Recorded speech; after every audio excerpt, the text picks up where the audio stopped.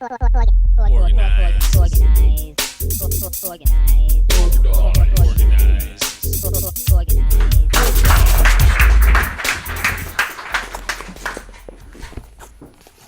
my goodness. History is about to be made. And I want everyone in this space to know that you are on the right side of history. Right now, at this moment in history, to walk the entire city of Washington, D.C. into true progressivism. D.C., as everyone knows, has been bought and sold by those who have been elected to legislate for us and govern for us. Well, we have the opportunity here to take D.C. back for the people. There have been problems that have been outlined time after time, year after year, month after month, session after session of our legislature, and those problems have not been solved. Well, with the Puryear for DC Council campaign, here is the opportunity to finally solve it.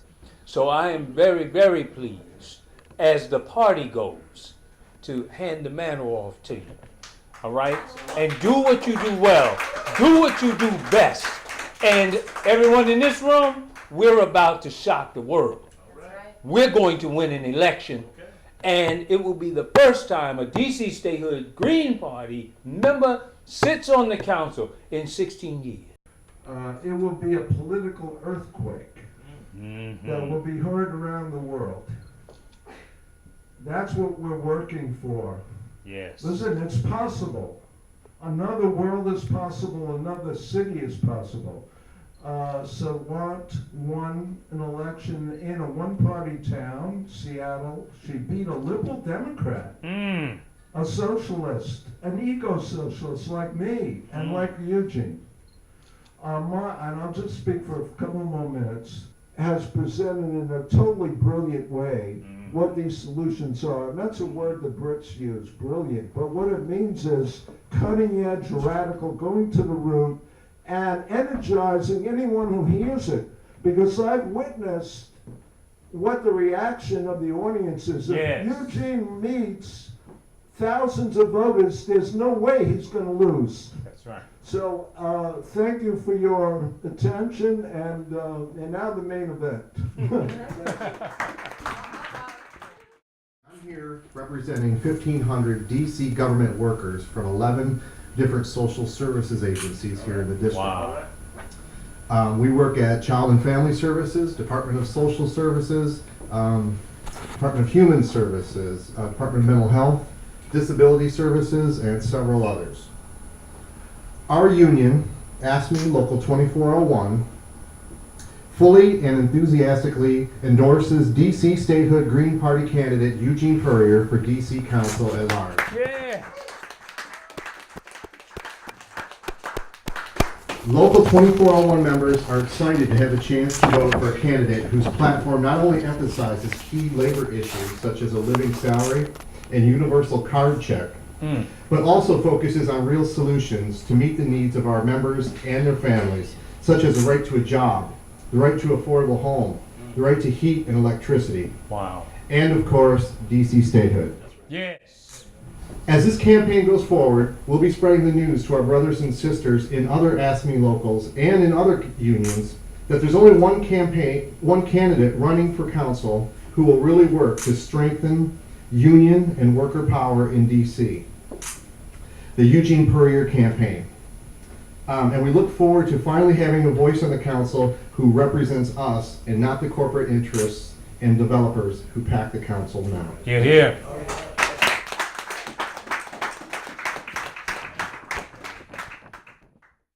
I'm here representing 1,500 DC government workers from 11 different social services agencies here in the district. Wow.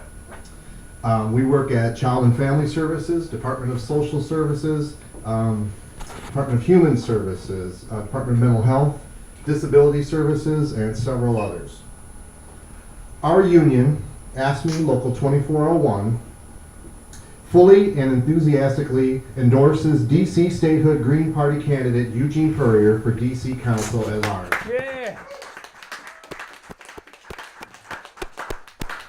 Local 2401 members are excited to have a chance to vote for a candidate whose platform not only emphasizes key labor issues such as a living salary and universal card check, but also focuses on real solutions to meet the needs of our members and their families, such as the right to a job, the right to affordable home, the right to heat and electricity, Wow. and of course, DC statehood.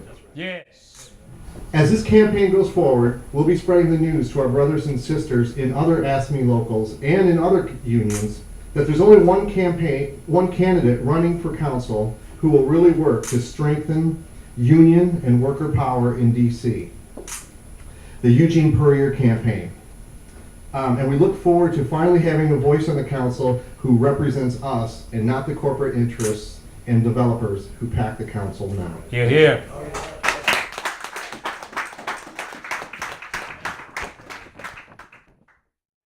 Primarily in that vein, and we've seen tenants, we've seen labor, we've seen you all come out to support this campaign, and that's what I think we mean when we say it's about a movement, not just a candidate, not just a moment. It's something that has, I think, and will continue to pick up the feeling of people in this city who know that there has to be a change.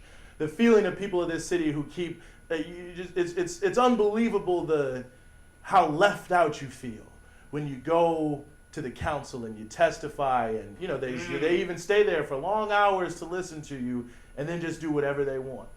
And they'll say, well, I'm for this and I'm for that, but it has no substance behind it. I mean, it's very funny if you look at this city and you look at all the major mayoral candidates running for the Democratic nomination, so the person who will most likely win, and you go to their website and you go to the issues section. You think you're going to learn about what they're going to do. There's not one concrete policy in there at all. Just vague generality. Oh, I'm for affordable housing. I'm for jobs. But no way on how they're going to get it done. Wow. And when they get in the mayoral office, when they get in the council, their only hope is to find a way to speak to the things that you're upset about in a way that won't make rich people mad. It's really just about that simple. Well, I'm for affordable housing, but we can't have too much affordable housing. I saw Jack Evans, he said, well, we need to put more money in the Housing Production Trust Fund to create more affordable housing, but if you put too much money in there, they won't be able to use it. I don't know, there's 42 tenant associations applying to the Housing Production Trust Fund this year alone to get money to take over their building because, in a DC, tenants have the right of first refusal. So I don't know how you can't find a way to use the money. We have one of the biggest housing crises, average rent $1,400. Wow. And if you look at it and look at the reality of it, it's because our city has been sold off not just to local developers and corporate interests, but international developers and corporate interests.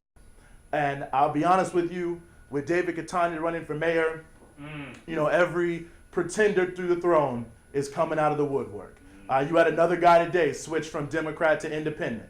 You already got a guy who was a Democrat working for our delegate with $30,000, $40,000 sitting in the bank claiming he's not a Democrat, he's an independent. There's going to be more of them. A lot of people with a lot of money coming from the same interests who want to jump in this race because they see their opportunity to have a little bit of fame, a little bit of spotlight, sit on the DC council, burnish their credentials a little bit till they go back into the private sector.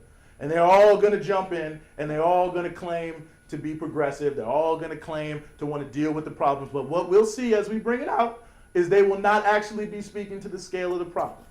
So we have a big task in front of us. We will have a number of people who are going to confront us. Sure, just based on what the reality of what we've seen, we'll find no shortage of people who want to stand with us and who want to fight back. There will be no shortage of those people. But if we have any shortage of resources, they will not be able to actualize their desire. I spoke at an adult education class just the other day at Roosevelt High School, and you could see in the people there that they want to do something. They're just looking for someone to give them that chance so that they can feel like they are making a difference in their own lives. It's not about me. It's not about us per se. It's about bringing these people together to make a difference in their own lives, for us to make a difference in our own lives, to fight back where we have to have the resources, we have to have the manpower, we have to have the dedication, and we have to take it all the way through November. So it's a big task, but it is certainly a task that we can accomplish these events. And I look forward to what we're going to do together, because I don't think we are going to take any steps without believing that we can make this change. So when we walk out of here, we believe we will make this change. April 1st, that's our first hurdle. We're going to be out there all day. We need everybody's help. We're going to win the primary, and then on April 2nd, we're going to be right back out there, and we're going to keep pushing, and everyone is going to know what's going on, and everyone is going to be looking over their shoulder. It doesn't matter if they got $1 million. They're going to be looking over their shoulder for us, because that's going to be the quality of this campaign, because the quality of you is the quality of the people who are volunteering with us, and the quality of the people in this city, who even though they've been marginalized and left out, but it's not gone. The people are still here. People are still fighting. They are still struggling. All we have to do is reactivate them, and we can live in a DC that's truly for the people. So I thank everybody here. We'll be here for a little bit more. You can donate. You can sign up. But thank you so much for coming. I really appreciate it.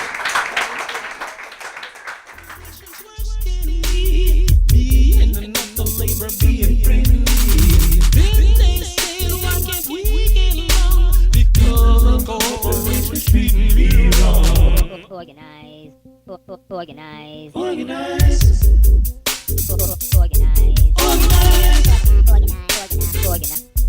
Organize. Organize.